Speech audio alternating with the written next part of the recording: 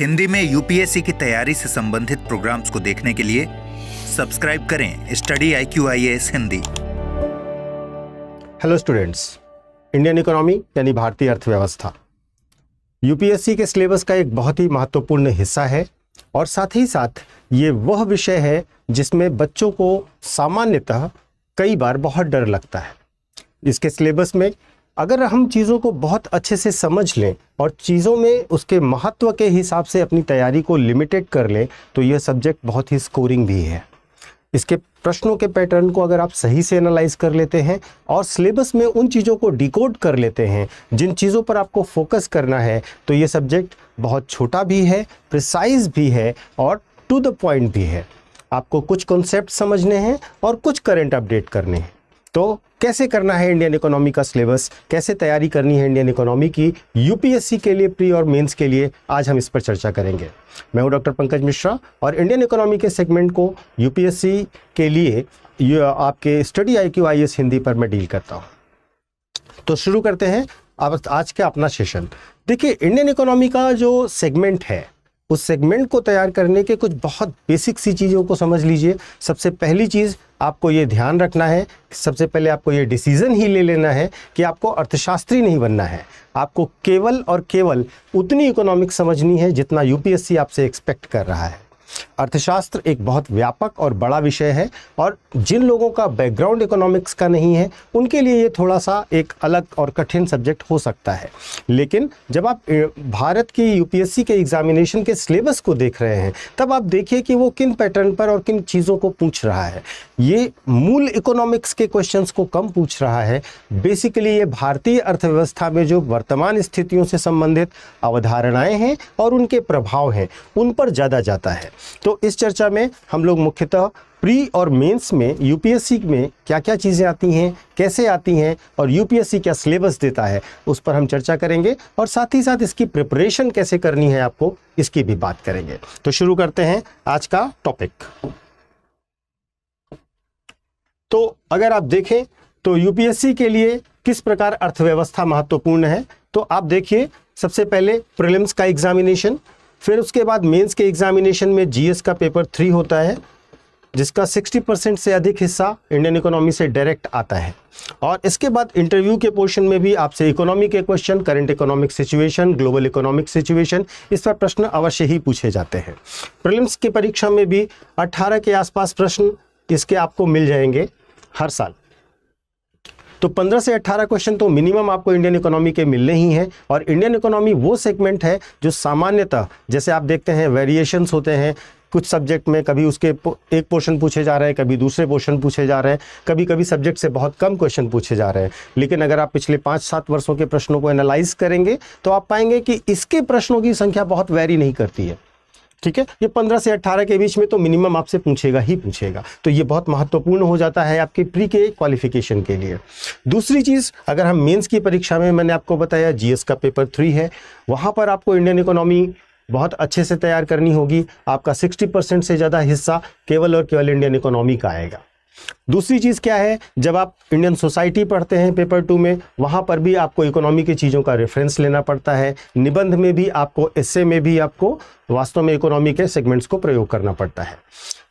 Interview में मैंने आपको बताया ही कि ये बहुत महत्वपूर्ण हो जाता है। इसके बाद सिलेबस की चर्चा करने से पहले मैं आपको ये बता सकता हूं कि आपको किस तरीके से अपनी तैयारी शुरू करनी है। अगर आपने अभी तक कोई भी कोर्सेज नहीं लिए हैं, किसी भी तरीके से सिस्टमेटिक अपनी स्टडी नहीं शुरू की है, तो हमारे यूपीएससी के लिए स्टडी IQIAS हिंदी एक नया बैच शुरू कर रहा है और ये नया बैच आपका 11 अप्रैल को शाम को 6 बजे से शुरू होगा। यह P2I बैच है, यानी कि इस बैच में आपको प्रीलिम्स से लेकर इंटरव्यू तक सारी तैयारी कराई जाएगी। और इस प्रीलिम्स से लेकर इंटरव्यू तक की तैयारी में आपको रेजिडेंशियल प्रोग्राम दिया जाएगा। प्रीलिम्स और मेंस दोनों के लिए रेजिडेंशियल प्रोग्राम दे रहे हैं हम। और साथ ही साथ प्रीलिम्स करने, जैसे ही आप प्रीलिम्स पास होंगे आपकी पूरी फीस भी वापस कर दी जाएगी। इसके बावजूद भी आपको मेंस के लिए रेजिडेंशियल प्रोग्राम, मेंटोरशिप सब कुछ दिया जाएगा। और मासिक स्तर पर अगर आप एग्ज़ाम में टॉप करते हैं, जो हमारे टेस्ट होते हैं उनमें अगर आप टॉप करते हैं, तो 11,000 रुपये की पुरस्कार राशि ऐसा प्रोत्साहन आपको दी जाएगी और इंटरव्यू गाइडेंस प्रोग्राम आपको इसके साथ दिया जाएगा।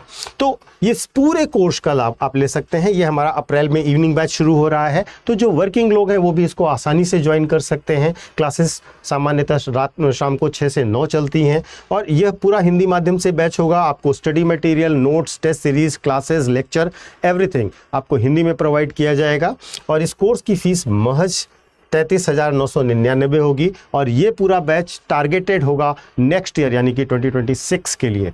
ठीक है, तो इसमें आपका प्री मेंस इंटरव्यू हर एक पोर्शन हम कवर करेंगे, लेकिन ये फीस आपको तब लगेगी जब आप ये कोड, ये फैकल्टी कोड है PK लाइव, इसका प्रयोग करेंगे तो आपकी फीस ऑटोमेटिकली कम होकर के 33,999 रुपये लगेगी।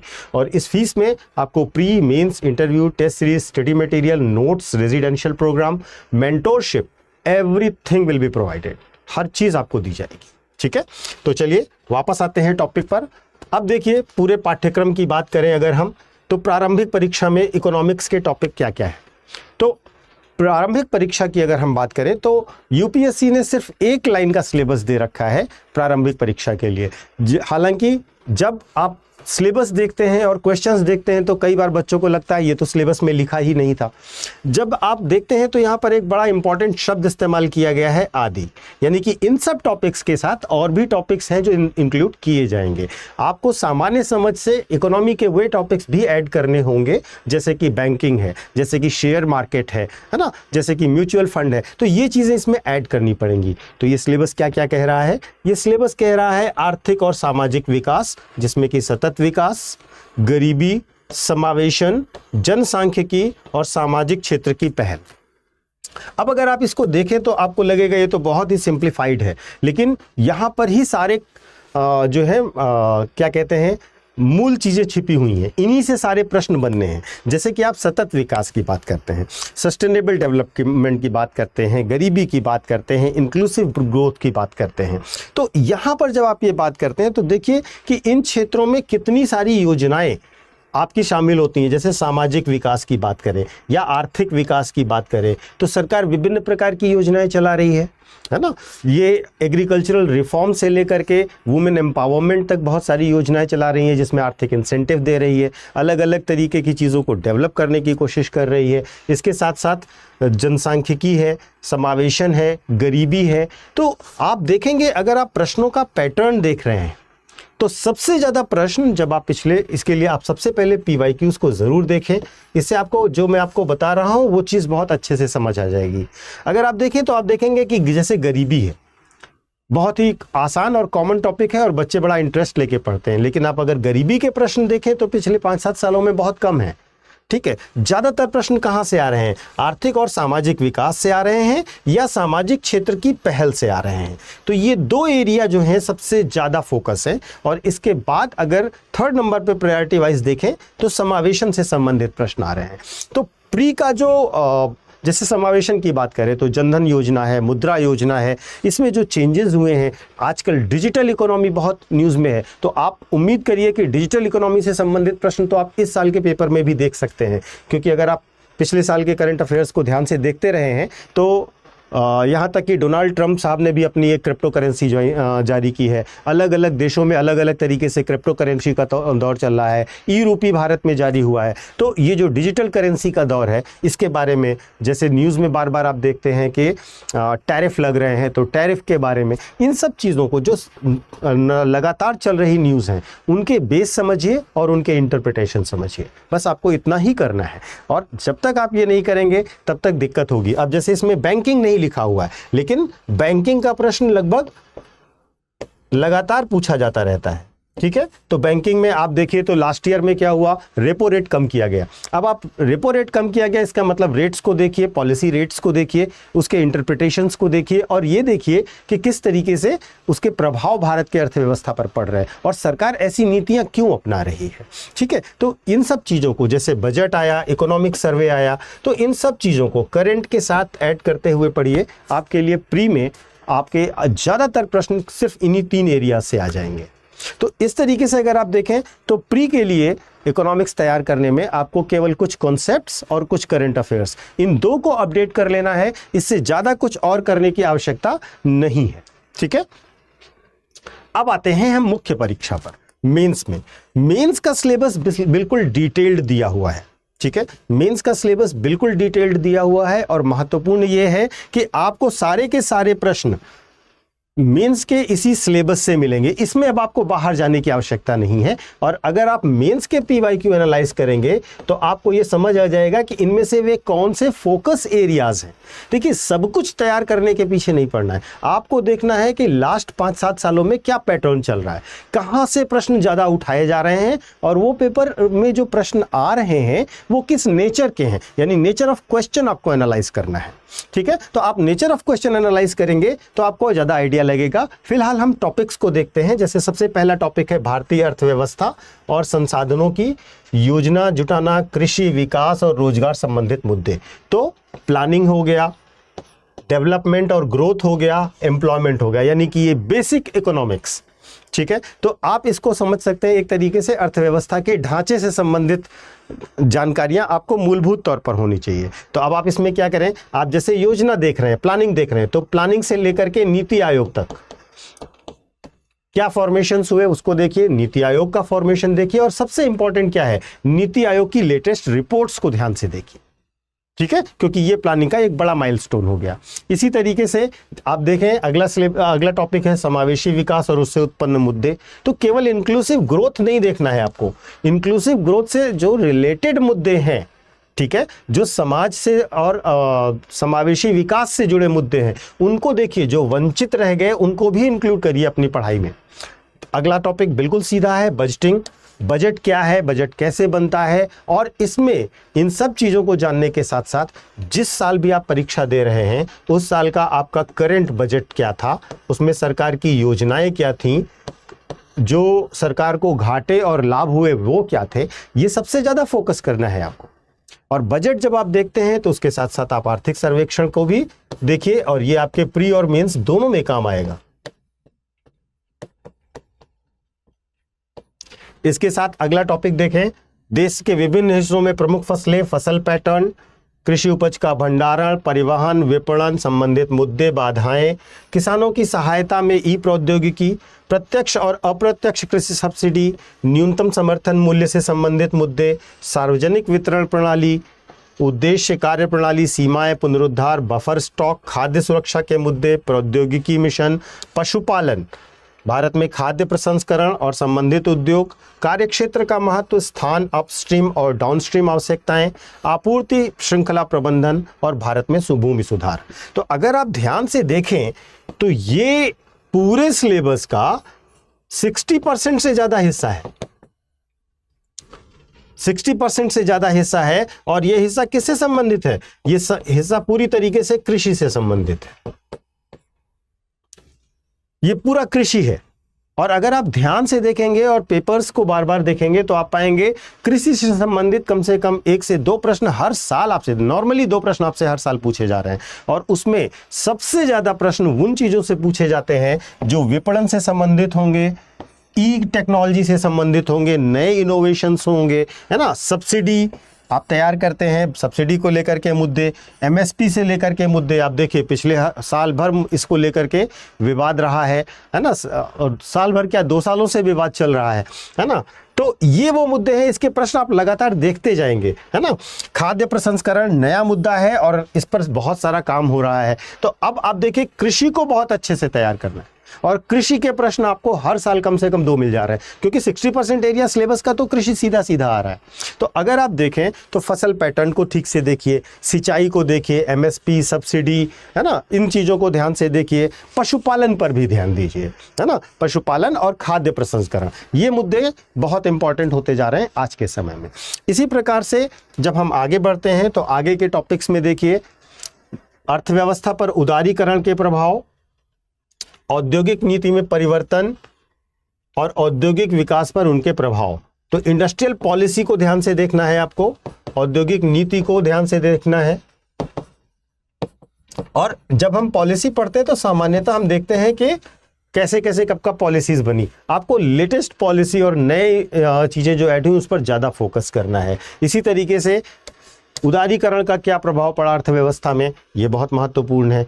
एक जो सेक्टर है जिससे बहुत इंपॉर्टेंटली क्वेश्चंस इधर पूछे जा रहे हैं वो है बुनियादी ढांचा, इंफ्रास्ट्रक्चर। और इंफ्रास्ट्रक्चर में ऊर्जा, बंदरगाह, सड़कें, हवाई अड्डे, रेलवे, जो भी इंफ्रास्ट्रक्चर की योजनाएं जैसे पीएम गति शक्ति योजना है ना, तो अलग अलग इंफ्रास्ट्रक्चर को लेकर के सरकार की योजनाएं हैं और सरकार इस पर सबसे ज्यादा इन्वेस्टमेंट कर रही है, ध्यान दे रही है। तो आपको इस पर प्रश्न जरूर मिलेगा। और लास्ट टॉपिक है मेंस का निवेश मॉडल। तो अगर आप देखें तो ये बहुत सिस्टमेटिकली क्लियरली डिफाइंड सिलेबस है मेंस का। आपको क्या करना है, आप जब भी नोट्स अपने बनाना शुरू करते हैं और पढ़ाई करना शुरू करते हैं तो आपको हर एक टॉपिक पर, इसमें जितने टॉपिक और शब्द इस्तेमाल हैं, आपको हर एक शब्द पर अपना राइटअप तैयार करना है, उसके एसोसिएटेड टॉपिक्स तैयार करने हैं। इसमें से कोई भी चीज आप छोड़िए नहीं, ठीक है। बस आपको इतनी चीजों पर अच्छा मेंस के लेवल के राइटअप तैयार होने चाहिए, ठीक है। सिर्फ ये नहीं कि उसकी जानकारी आप केवल फैक्ट लिख रहे हैं, आपको ये पता होना चाहिए कि अगर कृषि सुधार पर प्रश्न आएगा तो हम क्या क्या एरियाज फोकस करेंगे, इंट्रो कैसा लेंगे, कंक्लूजन कैसा लेंगे, ठीक है। या जब कृषि की समस्याओं पर आएगा, फसल पैटर्न पर आएगा, या फिर मान लीजिए खाद्य प्रसंस्करण की संभावनाओं पर आएगा, तो हम क्या क्या चीजों को फोकस करेंगे इसको आप देख सकते हैं, ठीक है। तो ये मेंस का सिलेबस हो गया। अब इस प्री और मेंस के सिलेबस को तैयार करना चाहते हैं अगर आप, और आप अभी अगले साल यानी 26 में एग्जाम नहीं देना चाहते हैं और अभी आपके पास ग्रेजुएशन का दौर चल रहा है, तो आपको क्या करना होगा, आपको एक दूसरा ऑप्शन हम देते हैं जहां पर हमारे पास लॉन्ग टर्म फाउंडेशन बैच है। ये अप्रैल में ही शुरू हो रहा है, ठीक है। और इस अप्रैल के बैच में आपको 8 अप्रैल से शुरू हो रहा है और ये जो है इसकी फीस 39,999 है। ये लॉन्ग टर्म बैच है और इसमें आपको प्री से लेकर इंटरव्यू तक सारी तैयारी कराई जाएगी, ठीक है। इसमें भी वो सारी सुविधाएं रहेंगी जो आपको बाकी बैचेस में मिलती हैं, जैसे कि आपको मेंटोर्स दिए जाएंगे, आपको study material, notes, test series, ये सब मिलेगा, ठीक है। तो आप ये वाला बैच भी ज्वाइन कर सकते हैं, इससे आपको काफ़ी फायदा होगा और आप जब अपने ग्रेजुएशन को कंप्लीट करके तैयार होंगे तो आपके पास एक बेहतर ऑप्शन होगा, यूपीएससी के लिए आप तैयारी कर चुके होंगे।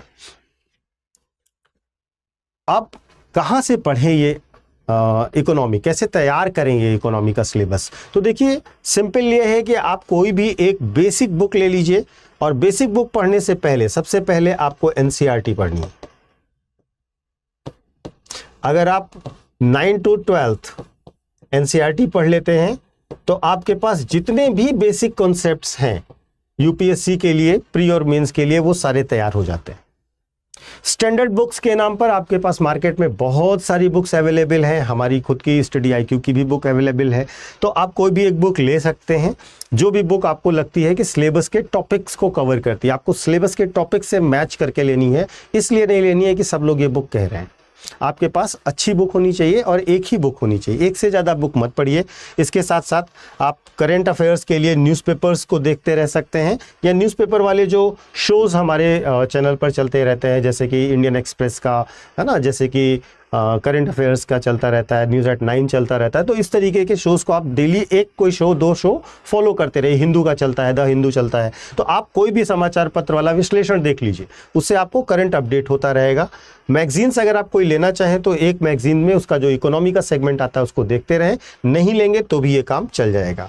ये आप जिस साल एग्जाम देने जा रहे हो उस साल का पोर्शन आपको तैयार करना होगा, ठीक है। तो इस प्रकार अगर आप इन सोर्सेस को रिलाई करें, सबसे ज्यादा इंपॉर्टेंट है आपको ये लेना चाहिए, और इसके सिवा आप केवल करंट अपडेट भी कर लेंगे तो काम चल जाएगा, क्योंकि बुक्स को पर बहुत ज्यादा इकोनॉमिक्स के सेगमेंट में जाने की जरूरत नहीं है, ठीक है।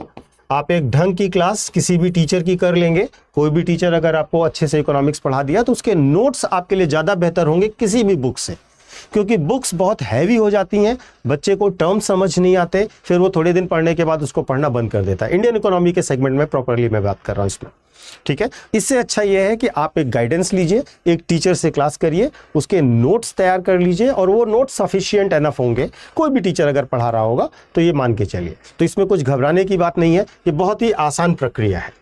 तो आज इस वीडियो में मैंने आपको ये क्लियरली बताया कि किस तरीके से आप इंडियन इकोनॉमी को तैयार करिए, इंडियन इकोनॉमी के पोर्शंस को देखिए, अलग अलग सिलेबस के पैटर्न को देखिए। मुझे उम्मीद है कि आपके लिए यह वीडियो हेल्पफुल रहा होगा, और इसके साथ साथ अगर आप किसी विषय पर, इकोनॉमी के विषय पर पर या किसी टॉपिक पर कुछ जानकारी चाहते हैं तो आप मुझे निश्चित तौर पर व्हाट्सएप इसमें कमेंट कर सकते हैं और उस कमेंट के हिसाब से मैं देखूंगा कि क्या मैं आपकी और हेल्प कर सकता हूँ। Thank you so much, have a nice day. Hindi में यूपीएससी की तैयारी से संबंधित प्रोग्राम्स को देखने के लिए सब्सक्राइब करें स्टडी IQ IAS हिंदी।